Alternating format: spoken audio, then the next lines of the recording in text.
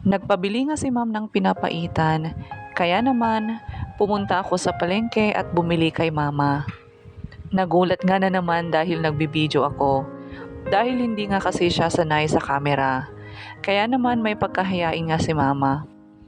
Hinugasan ko nga at ito'y ating hihiwain.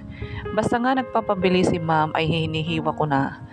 Binigyan nga pala ako ni mama ng aking lulutuin na pinapaitan. At bumili din ako sa kanya ng buto-buto at lulutuin natin bukas. Bumili nga rin ako ng kalahating karne ng baboy at nang may pang-ulam ulit tayo sa susunod. Nakikita nyo ba yan mga mami? Isa nga ito sa masarap na sahog ng pinapaitan, itong pata. Hindi ko alam kung anong Tagalog dito. Pa-comment naman ako kung anong Tagalog dito mga mami. Tulad nga ng sinabi ko kanina ay hinugasan ko na nga ito at ihiwain at ilalagay ko na nga rin sa ref. Inuna ko ngang hiniwa itong pata dahil mas madaling hiwain. Sinunod ko nga itong atay, tuwalya at pagkatapos nga itong libro-libro.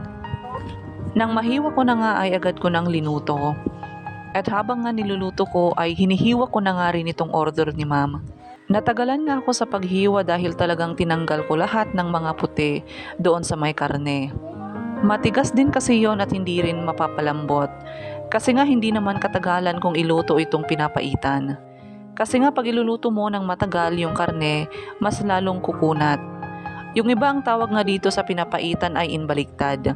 Tinawag nga ang inbaliktad dahil pagkalagay mo pa lang sa karne ay haluin mo lang ng konti ay pwede na.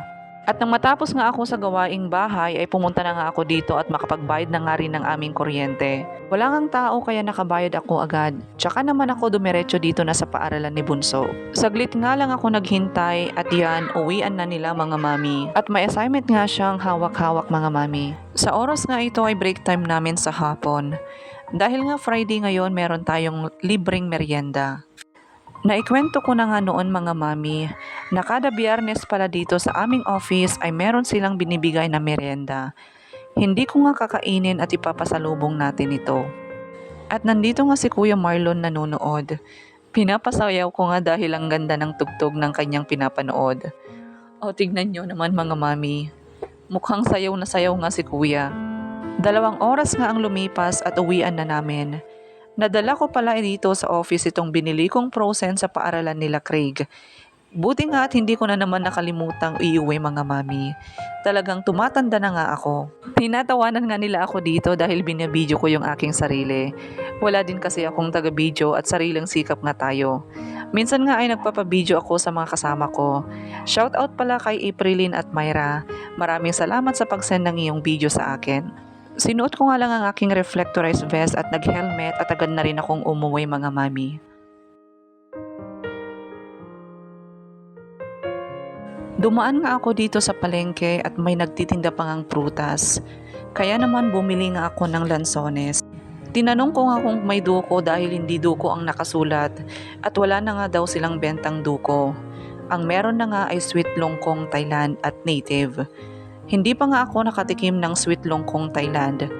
Tinanong ko nga si Kuya kung masarap at pina-pre-taste niya ako. At sabi pa nga niya ay ito daw ang pinakamasarap na lansones. Kaya naman ito na nga ang binili ko.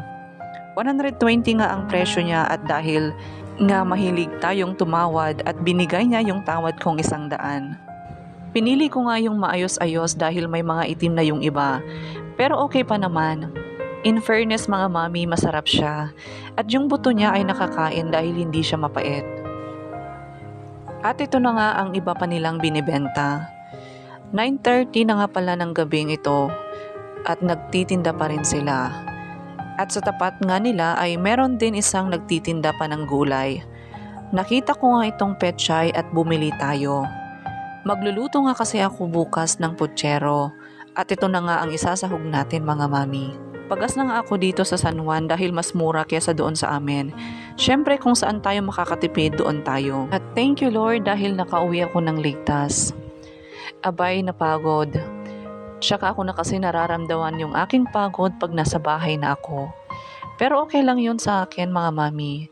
Sabi ko nga mapapagod pero hindi susuko. Kasi nga may mga pangarap pa tayo. At natatawa naman ako sa itsura ko dito. Talagang pagod na pagod ang mami nyo. Sige lang, Mami Kareng, ipahinga mo lang yan. O siya mga mami, hanggang dito na nga lang. Ingat kayo palagi. At huwag niyong kalimutang mag-follow kung bago niyo palang mapanood ang ating video. Palike and share na rin mga mami.